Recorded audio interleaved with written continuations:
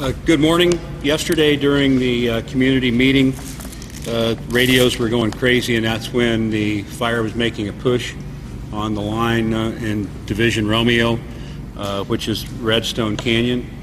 And the incident management team called our operations staff to ramp up stuff that we had just in the system to respond to that, and then they sent the cavalry to help us out.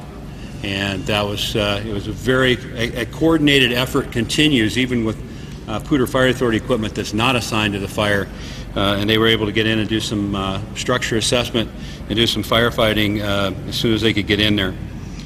The other thing in Redstone is we have a volunteer station. We're not a fully paid department. We have a volunteer station that primarily does wildland there.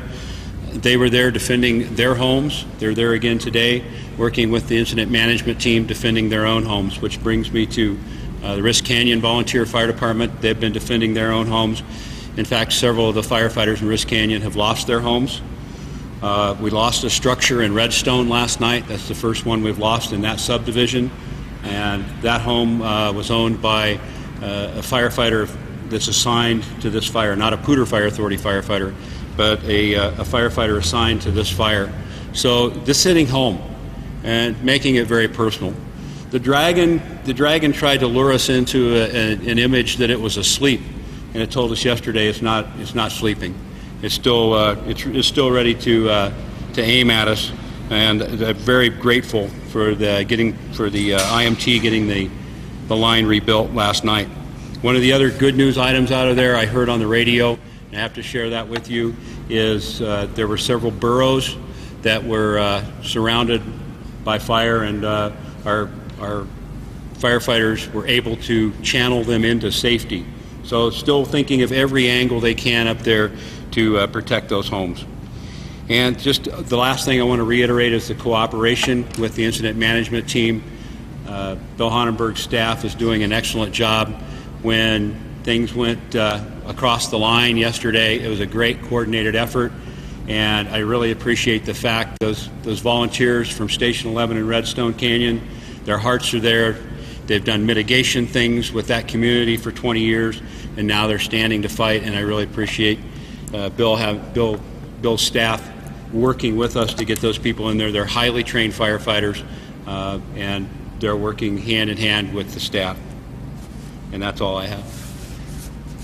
And you are watching a live media briefing on the latest on the High Park fire right there. Just to recap, if you're just joining us now, firefighters telling us, the incident commander telling us, more than 58,000 acres have burned in this fire, still at 45% containment at this point.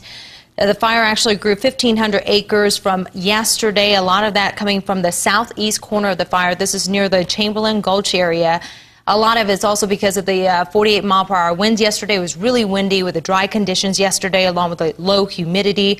Really flare things up in the southeast corner. So that's their priority one today. And then the next focus will be the northwest corner of the fire. 37 crews, 17 helicopters, including heavy tankers that they're hoping will be able to fly today. Yesterday they couldn't fly because, again, it was simply too windy. So it's a critical fire weather day again today with the dry conditions. But firefighters are hoping to make more progress. You heard just now that one of the firefighters assigned to this fire actually lost his home and this fire just over this weekend. So fire is still very active right now, but we'll keep you posted on the latest.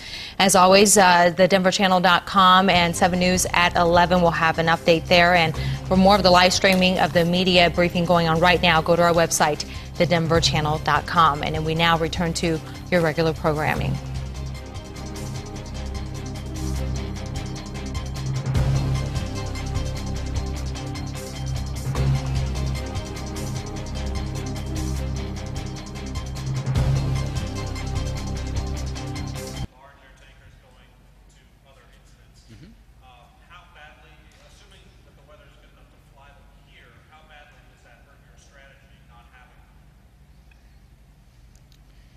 Well, we adapt and we use the tools we have. And I told you that we currently have 17 helicopters.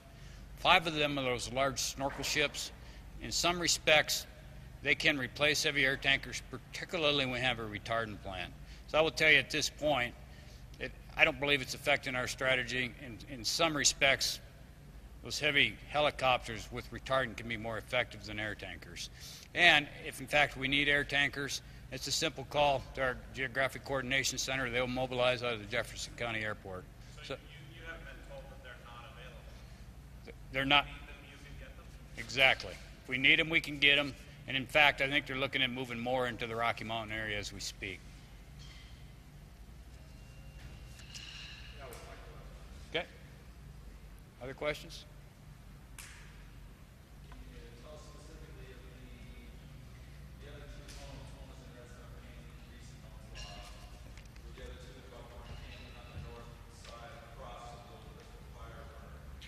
What I understand on that major, though, they're both up in the Risk Canyon area, and those reports came from Chief Gann with Risk Canyon Fire. I've got some idea, but we really haven't been able to solidify that. So as soon as we're able to confirm the area they're in, we'll be sure and let you know. Likely this afternoon, we'll be able to give you. One of the things we have to do is, if it's safe enough to get our assessment team in there, at least get another windshield survey on it. But they're in the Risk Canyon area. Now keep in mind, that's what we know of right now. You saw the flames, you saw the smoke yesterday. We don't completely have our arms around what all was hit, but those three were reported to us.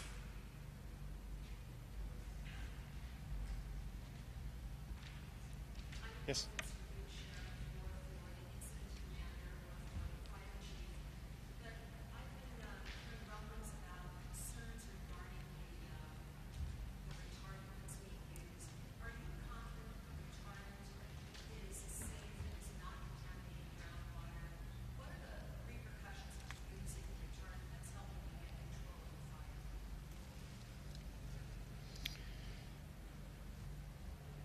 We're being very careful around areas of open water with the retardant, and we have a map that the Arapahoe National Forest has provided, indicating where all those water sources are that they're concerned with.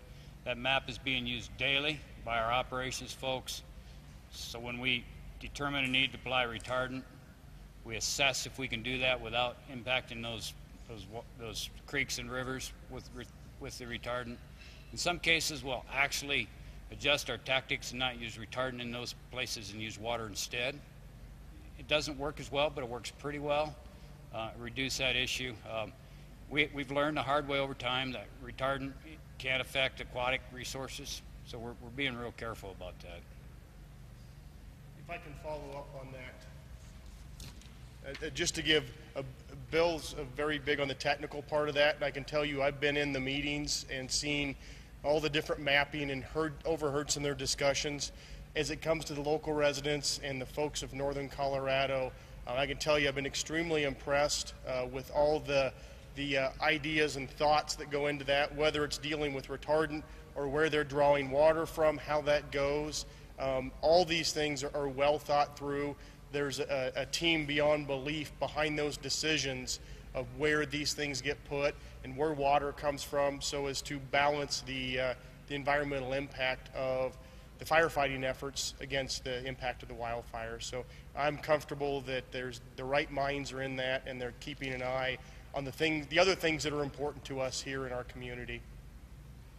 And let me just add on to that to say, when we come into a new setting, which this is new for many of us, the forest and the agencies provide individuals to us called resource advisors.